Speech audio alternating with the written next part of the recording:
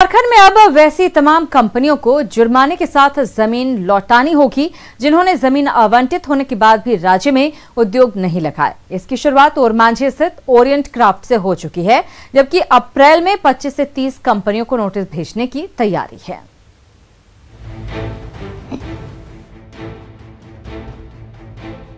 झारखंड में औद्योगिक विकास के नाम पर पिछली सरकार ने हाथी उड़ाए, मोमेंटम झारखंड और ग्लोबल इन्वेस्टर समिट किया। 2010 कंपनियों के साथ MOU हुआ, साथ ही 3,10,277 करोड़ के निवेश का दावा किया गया, लेकिन सरकार का ये दावा खोखला साबित हुआ। समिट में करीब 11,000 डेलीगेट्स की भागीदारी भी झारखंड में औद्योगिक विकास का द्वार नहीं खोल सकी।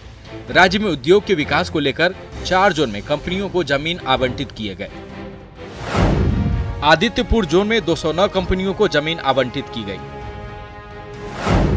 बोकारो जोन में 139 कंपनियों को जमीन आवंटित की गई। संथाल परगना जोन में 165 कंपनियों को जमीन आवंटित की गई और रांची जोन में 152 कंपनियों को जमीन आवंटित की गई। इतना ही नहीं, सरकार ने सिर्फ टोकन मनी पर कंपनियों को जमीन दी, लेकिन जिन कंपनियों के नाम पर जमीन आवंटित की गई उनमें से कई कंपनियां सिर्फ कागज पर ही चल रही थी। ऐसे में अब हेमंत सरकार इसकी समीक्षा कर रहे हैं कि आखिर जमीन मिलने के बावजूद कंपनियों ने उद्योग क्यों नहीं लगाए। यही नहीं, रांची के ओरमांझी में ओरिएंट क्राफ्ट को 25 एकड़ जमीन मिला था, लेकिन सिर्फ 7 एकड़ में ही उद्योग लगाया गया। ऐसे में अब बाकी बची 18 एकड़ जमीन वापस करने के लिए सरकार ने कंपनी को नोटिस जारी किया है। वहीं 25 से 30 और कंपनी सरकार के रडार पर है। को गंभीर हैं, जो लोग गंभीर हैं, जो लोग यहाँ रोजगार सृजन करना चाहते हैं, उद्योग लगाना चाहते हैं, उन्हें लैंड उपलब्ध कराने के लिए भी हम लोग लैंड बैंक्स बना रहे हैं, आप लोग को जानकारी है। लेकिन जिन्होंने ले लिया है और सिर्फ जमीन घेर के रख लिया है और कार्य नहीं कर रहे हैं, तो उसका भी वापस लेने की कार्रवाई साइमल्टेनियसली की जाएगी, ताकि ऐसे लोगों को दी जा सके जिन्हें उसकी वास्तविकता में जरूरत है। उद्योग नहीं लगाने वाली कंपनियों से न सिर्फ जमीन वापस ली जाएगी, बल्कि उनसे जुर्माना भी वसूला जाएगा। हालांकि चैम्बर का मानना है कि वापस ली गई जमीन का इस्तेमाल उद्योग लगाने में ही हो।